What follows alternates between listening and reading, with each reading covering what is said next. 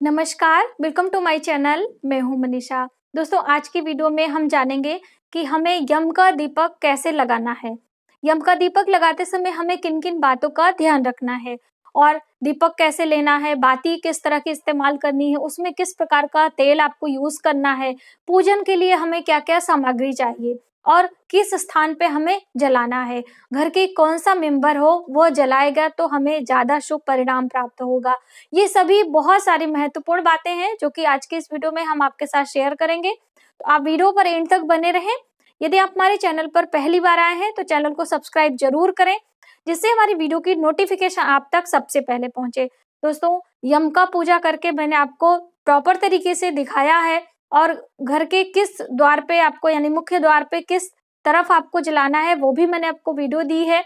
और 13 दीपक हमें कहाँ-कहाँ पर लगाना है, पहले से मैंने आपको सभी वीडियोस दी है, लिंक हम डिस्क्रिप्शन में दे देंगे।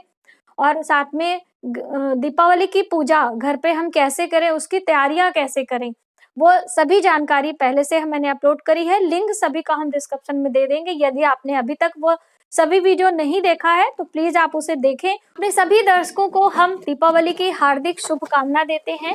दीपावली का पर्व शुभता के लिए होता है, माता लक्ष्मी का पूजन का दिन होता है। तो वर्ष में दीपावली का इंतजार सभी को होता है। इस दिन हम अपने घर पे पूरे बहुत अच्छी तरीके से साफ सफाई करते हैं और माता लक्ष्मी के स्वागत की तैयारियां करते हैं। और ये 5 दिवसीय त्योहार होता है, 5 दिनों का। और धनतेरस से ये त्योहार शुरू हो जाता है और भाई दूज तक लगातार मनाया जाता है। इन 5 दिनों में हम दीपदान करते हैं, पूजा पाठ करते हैं और दान भी करते हैं।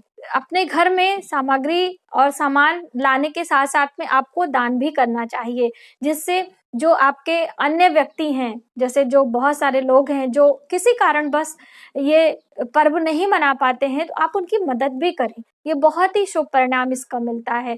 तो इस तरह से आप अपने आजू बाजू देखें और जिनको इस तरह की आवश्यकता हो आप उनकी हेल्प करें। तो चलिए आइए जानते हैं कि हम यम का दीपक कैसे जलाएं। तो यम का दीपक पहले तो आप जाने कि किस दिन आपको जलाना है। सारे लोगों के यहाँ परंपरा है कि नरक चतुर्दशी के दिन एक दीपक नाली यानी जो घर के बाहर नाली होती है वहां पे रखा जाता है। तो वो आप जो करते हैं वो करते रहिए, लेकिन ये यम का दीपक लगाना बहुत ही शुभ होता है। देखिए, यम का पूजा हर दिन नहीं होता है, कुछ खास त्योहार होते हैं जब भी हम यम का पूजा करते हैं। और पूजा भी क्यों की जाती है? यम देवता को हम प्रसन्न करते हैं, क्योंकि जैसे हमारे परिवार में किसी की अकाल मृत्यु ना हो। मृत्यु तो होना संभव है, जिसका जन्म हुआ है उसे मृत्यु आएगी, लेकिन अकाल मृत्यु ना हो। क्योंकि देखिए, अकाल मृत्यु हो जाती है तो हमारी आत्मा ना इस मृत्यु लोक में रह पाती है और ना ही यमलोक या हमारे कर्मों के कारण जिस लोक की प्राप्ति हमें होनी होती है वह भी हमें नहीं मिलती है। बीच में हमारी आत्मा भटकती रहती है और अनेक अनेक प्रकार की यातनाएं हमें भोगनी पड़ती हैं। ये सभी बातें आपको गरुड़ पुराण में सुनने को मिलती हैं। यदि आपने गरुड़ पुराण सुना पढ़ा होगा तो आपको जरूर ये पता होगा कि मृत्यु के बाद हमारी क्या क्या दशाएं होती हैं, हमारे किन कर्मों के कारण हमें किस लोक की प्राप्ति होती है।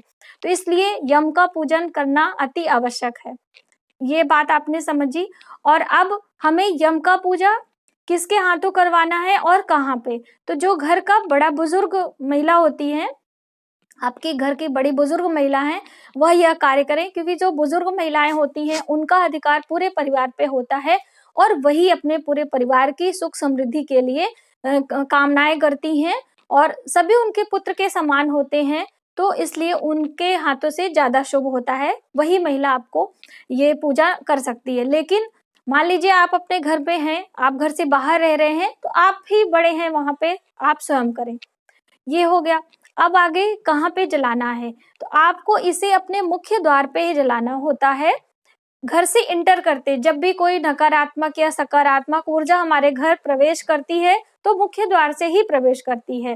तो इसीलिए आपको अपने मुख्य द्वार पे दीपक जलाकर वहीं पर यम देवता को प्रसन्न करना होता है, जिससे वह आपके घर में इंटर ना कर सके, आपके परिवार के किसी भी सदस्य को बिल्कुल कोई हानि ना हो सके। इस कामना के साथ में आपको वहां पर यम देवता का पूजन करना होता है। तो यम देवता का पूजन करने के लिए किन किन चीजों की आवश्यकता है, पहले वो आप समझे। बहुत छोटी सी पूजा होती है, बहुत बड़ी पूजा आपको नहीं करनी होती है, जिसमें आपको धूप दीप लेना होता है, और वो जो दीपक होता है वह एक मिट्टी का दिया ले लें, या फिर आप आटे का दिया भी ले सकते हैं, बहुत ही शुभ होता है। आटों में भी आपको जौ का आटा लेना चाहिए। जो नियम है वो हम आपको बता रहे हैं। जौ का आटा ले या फिर गेहूं का आटा ले, दोनों में से आप लेकर उसको एक हल्का सा दीपक बना ले, हल्का सा पानी डाल के आप उसे डो तैयार करके एक छोटा सा दीपक हाथों से बना ले। देखिए, जो हम चीज स्वयं से बनाते हैं उसका प्रभाव अधिक होता है। जैसे बहुत सारे लोग, जब भी हम घर पे गौरी गणेश बना के पूजा करते हैं, तो बहुत सारे लोग कहते हैं कि हमारे पास गणेश जी की मूर्ति है या हम प्रतिमा ले लें। बिल्कुल आप ले सकते हैं, लेकिन आपने सुना होगा कि जो पार्थिव प्रतिमा होती है, जिसे हम अपने स्वयं हाथों से तैयार करते हैं, उसका जो महात्मा होता है, उसका जो प्रभाव होता है वो बहुत अधिक होता है। इसलिए जब भी हम स्वयं से कोई चीज बनाते हैं, तो इसलिए आप अपने हाथों से दीपक बनाने की कोशिश करें। अब नहीं बना सकते हैं किसी कारणवश, तो वो एक अलग बात है। तब ऐसे में आप मिट्टी का दीपक ले सकते हैं। ये जो दीपक है आप देख सकते हैं, अलग अलग प्रकार के मैंने यहाँ पे रखे हुए हैं, तो छोटे बड़े कोई भी आप ले लें, लेकिन थोड़ा सा बड़ा दीपक आप रखें, क्योंकि थोड़ी देर तक जलना चाहिए। किसी के लिए आप प्रार्थना प्रेयर कर रहे हैं इतनी बड़ी कामना हेतु, तो थोड़ा बड़ा दीपक आप लेंगे तो वो ज्यादा अच्छा होगा। मार्केट में इस तरह के दीपक आते हैं, आप ये भी ले सकते हैं, या फिर ये मिट्टी के दिए ले सकते हैं। दीपक के बारे में क्लियर हो गया। अब बाती कौन सी लगानी है, तो आपको रुई की बाती लगानी है। ये जो रुई होती है, बनी बनाई बत्तियां मिलती हैं, या आप स्वयं से बना सकते हैं। तो यहाँ पे ये क्रॉस बत्ती मैंने रखी है, देख लीजिए। बहुत सारे लोग पूछते हैं कि क्रॉस बत्ती कैसे लगाई जाती है, तो ये है क्रॉस बत्ती। एक बत्ती आपने रखी, उस पे आप लगा दीजिए, क्रॉस कर दीजिए, ये हो जाती है क्रॉस बत्ती। और दीपक जलाने से पहले इसे धो लेना चाहिए पानी में। तो इस तरह से पानी ले लीजिए, बिल्कुल प्रॉपर तरीके से हम आपको बता रहे हैं, नहीं तो कोई भी कंफ्यूजन हो जाती। तो जैसे किसी बर्तन में आपने पानी लिया, जब आप मार्केट से दीपक लेकर आते हैं, इसमें इस तरह से आप डिप कर दें, और करीब इसे 10 से 15 मिनट, 20 मिनट भी आप रख सकते हैं, इसको इस तरह से डिप रहने दें।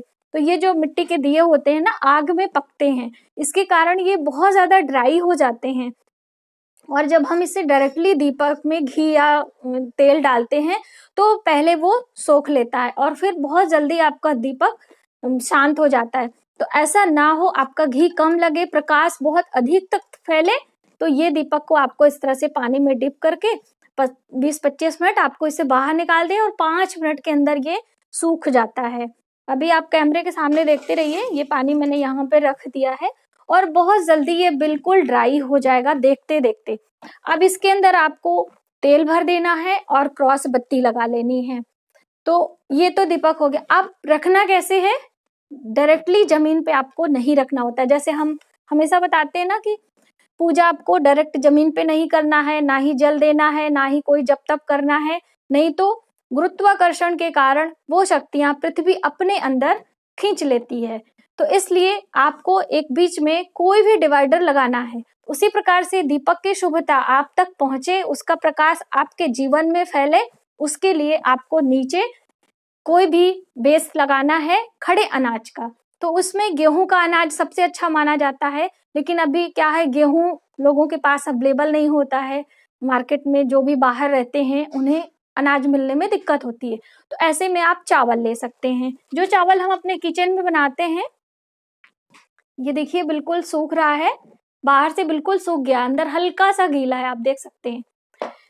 ये चावल है, आप थोड़ा सा ही मैंने लिया है, और ये लेके आप वहां पे दीपक के नीचे लगा दीजिए, और उसके ऊपर ये आसन बनाते हुए यहाँ पे इस तरह से आपको दीपक रख देना है जमीन पे।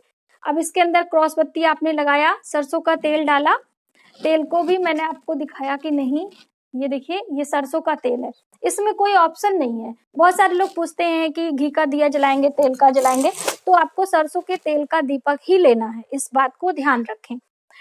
ये सभी आपने कर दिया। अब आपको मुख्य द्वार पे आप जलाएंगे, और जलाना वहीं पे है, घर से जला के नहीं ले जाना है, मुख्य द्वार पे ही आपको माचिस लगा के वहीं पे प्रज्वलित करना है। कर लिया। अब एक छोटे से पात्र में आपको जल लेना है, जल लेके चारों तरफ घुमाना है और प्रणाम करना है, देवता का ध्यान करना है। और फिर वहां पे थोड़ी सी रोली, जो ये पूजा का है, यहाँ पे देखिए आप देख सकते हैं मैंने ये रोली ली है, रोली है, थोड़ी सी हल्दी है और थोड़े से अक्षत और थोड़े से आपको पुष्प लेने हैं।